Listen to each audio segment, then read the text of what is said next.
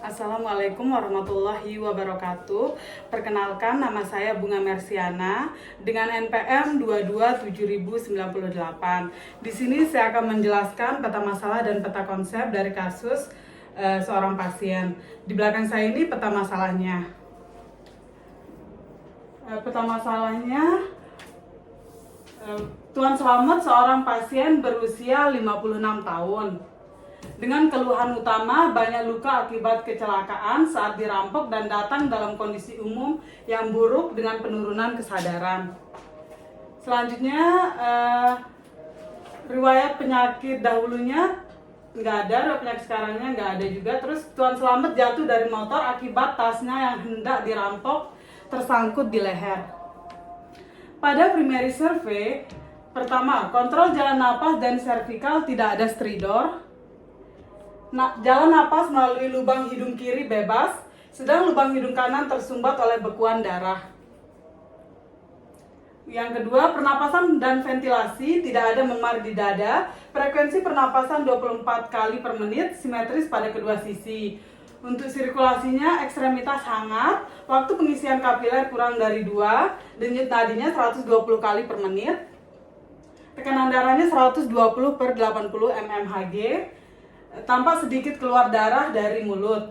Untuk status disability dan neurologisnya, mata terbuka terhadap rangsangan verbal, motoris mematuhi perintah, verbal jawaban yang diberikan tidak tepat. Untuk Glasgow Coma Scale-nya 13. Untuk pupil mata kanan dan kiri berdiameter 3 mm. Refleks cahayanya positif, motoriknya tidak ada paresis. Untuk eksposurnya dan kontrol lingkungan dilakukan. Selanjutnya dokter melakukan pemeriksaan fisik dengan hasil pemeriksaan fisik kepala leher. Di kepala terdapat bengkak di wajah kanan, laserasi pada pipi kanan, bibir atas dan bawah, tanda adanya pendarahan aktif dengan ukuran laserasi 1 kali cm sampai 5 cm. Tepi luka tidak teratur dan memiliki dasar jaringan subkutis. Terdapat luka ekskoriasi di pipi kanan dan mandibula. Terdapat hematom di daerah temporal kanan. Untuk pemeriksaan fisik matanya, odema kelopak mata bawah. Bola mata dapat bergerak bebas ke segala arah. Penglihatan sulit diperiksa. Untuk pupilnya bulat dan responsif terhadap cahaya. Untuk hidungnya tidak ada deformitas pada tulang hidung. Ada beberapa gumpalan darah di dalam lubang hidung. Untuk pemeriksaan telinganya, tampak normal pada kedua sisi, tidak ada pendarahan, membran timpani utuh. Selanjutnya pada pemeriksaan fisik untuk daerah mulut, edema rahang kanan, laserasi bibir atas, kehilangan gigi, incisivus centralis rahang atas kanan, incisivus lateral dan caninus rahang bawah kiri, tanpa adanya pendarahan aktif. Terdapat diskontinuitas tulang dan maloklusi pada penutupan rahang. Selanjutnya, untuk pemeriksaan lehernya dalam batas normal, untuk pemeriksaan dadanya dalam batas normal, dan untuk pemeriksaan abdomen juga dalam batas normal. Pada pemeriksaan ekstremitas juga dalam batas normal. Untuk pemeriksaan neurologinya tidak ada tanda-tanda gangguan saraf kranial ataupun saraf perifel.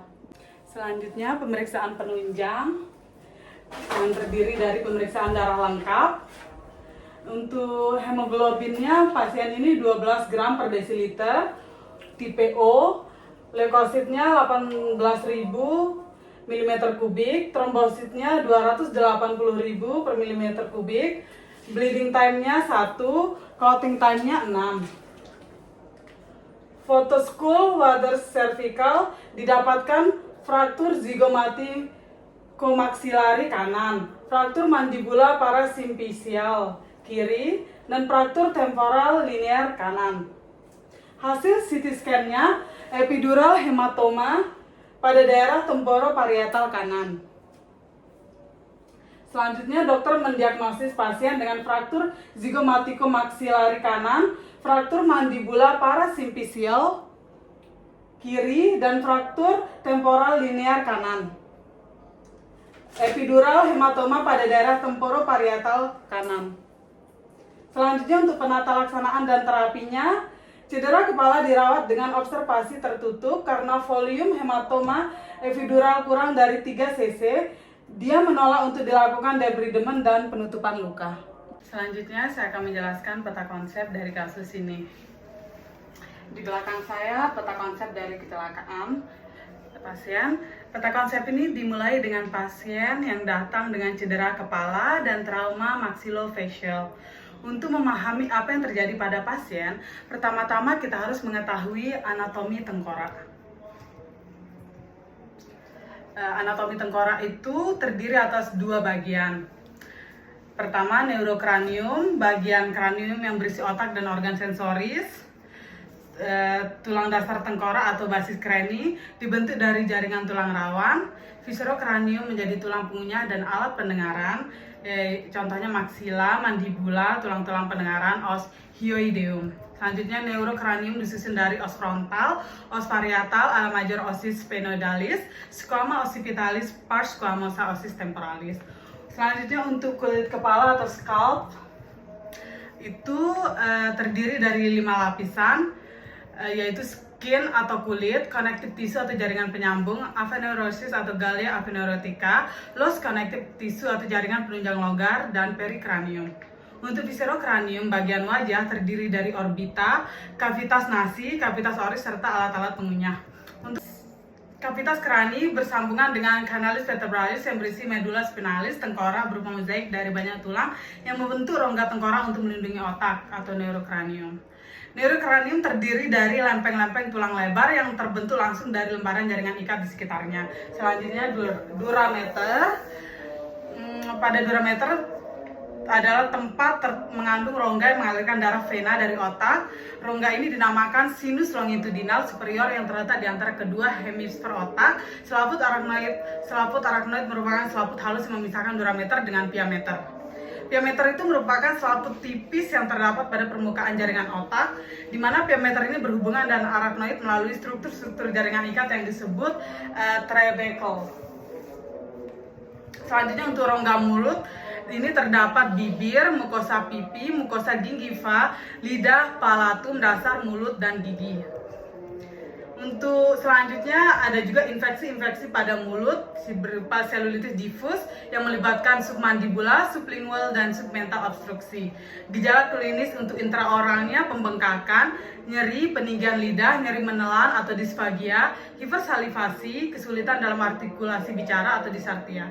Untuk gejala klinis ekstraoralnya berupa eritema, pembengkakan, perabahan keras seperti papan, peninggian suhu pada leher dan jaringan ruang submandibular, sublingual yang terinfeksi. Selanjutnya disfonia akibat edema organ vital. Untuk gejala sistemiknya itu malaise, lemah lesu, nyeri leher yang berat dan bengkak, demam, malnutrisi. Untuk pada kasus parahnya itu menyebabkan stridor atau kesulitan bernapas.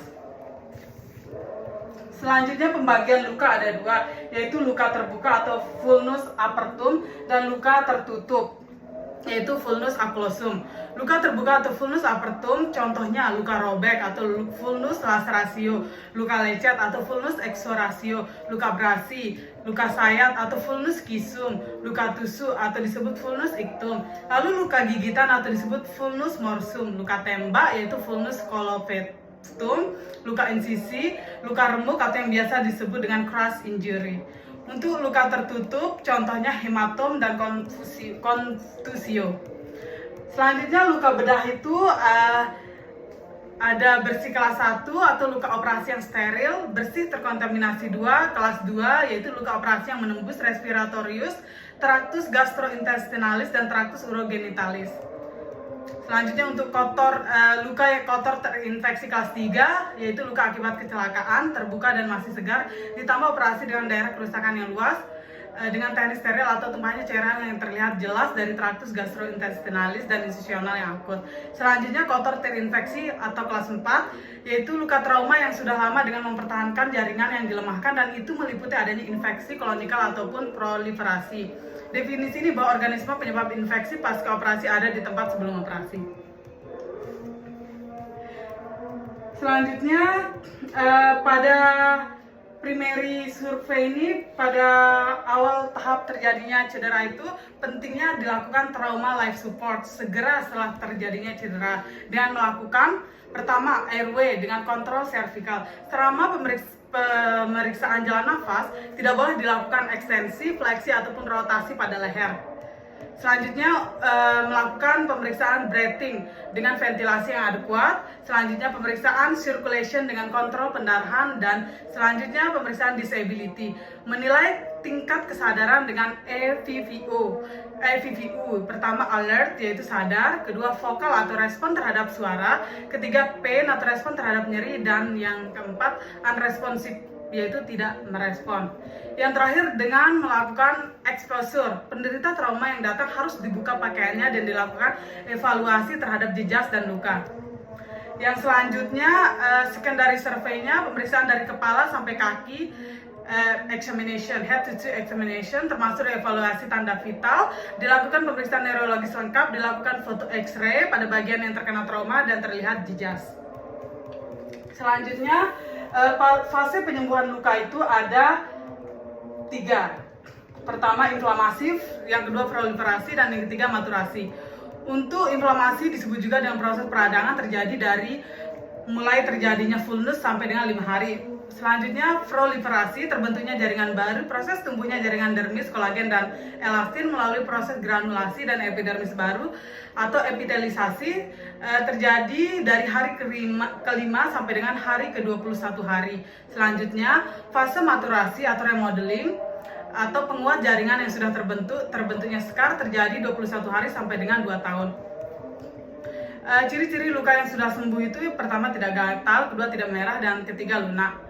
Untuk peranan sitokin dalam penyembuhan luka ini, pada fase penyembuhan luka yang fase penyembuhan fullness ini, sitokin berperan dalam menyembuhkan luka.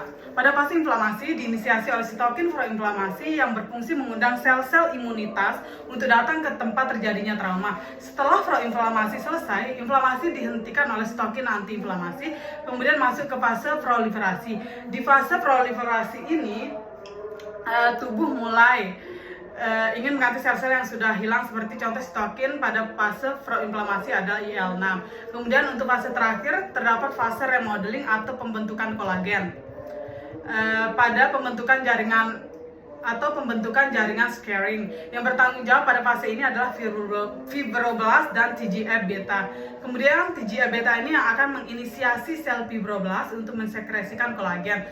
Setelah kolagen sudah berada di tempat jejas, fibroblast akan berubah menjadi myofibroblast karena pada luka ini akan terjadi kontraksi. Maka dari itu perlu sifat seperti elastis, seperti otot. Selanjutnya produksi sitokin inflamasi kronis yang berlebihan berkontribusi dalam penyakit tulang, di mana penyembuhan fullness ini dapat terganggu oleh penyebab antara lain kontaminasi bakteri atau benda asing, kekebalan tubuh yang lemah dari pasien, gangguan koagulasi, obat-obatan penekan sistem imun, obat-obatan imunosupresor, paparan radiasi, dan beberapa faktor lain. Suplai darah juga mempengaruhi proses penyembuhan, di mana suplai darah pada ekstremitas bawah adalah yang paling sedikit, sedangkan pada tubuh, pada wajah dan tangan, suplai darah itu sangat tinggi. Selanjutnya, selain faktor-faktor di atas, usia pasien juga mempengaruhi proses penyembuhan luka. Pada penyembuhan luka yang abnormal itu seringkali meninggalkan jaringan parut berupa scar ataupun keloid. Jaringan parut hipertrofik dan keloid, jaringan parut yang terbentuk sebagai hasil akhir proses penyembuhan bergantung pada jumlah kolagen yang terbentuk. Normalnya pada fase remodeling akan terjadi keseimbangan antara pembentukan kolagen dan pemecahan oleh enzim. Apabila kolagen yang terbentuk melebihi degradasinya akan terjadi jaringan parut hipertrofik atau keloid. Sedangkan apabila pemecahan lebih tinggi daripada pembentukan kolagen akan terjadi jaringan parut hipotrofik. Jaringan parut dengan proliferasi kolagen yang berlebihan adalah jaringan parut hipertrofik atau keloid. Selanjutnya, penting juga untuk mengetahui investigasi mediko-legal dalam kasus ini, dikarenakan ini kasus kecelakaan. Di dalam pembuktian perkara tindak pidana itu, seorang dokter forensik mempunyai peranan yang sangat penting dalam membantu aparat penegak hukum untuk mengungkapkan suatu tindak pidana yang terjadi. Selanjutnya, untuk BAP-nya atau visum et repertum berisi identitas korban, keterangan dari penyidik mengenai cara kematian, luka, di mana korban dirawat, waktu korban meninggal, keterangan mengenai orang menyerahkan mengantar korban pada dokter dan waktu saat korban diterima di rumah sakit. Selanjutnya pada bagian kesimpulan, bagian ini berupa pendapat pribadi dari dokter yang memeriksa mengenai hasil pemeriksaan sesuai dengan pengetahuan yang sebaik-baiknya.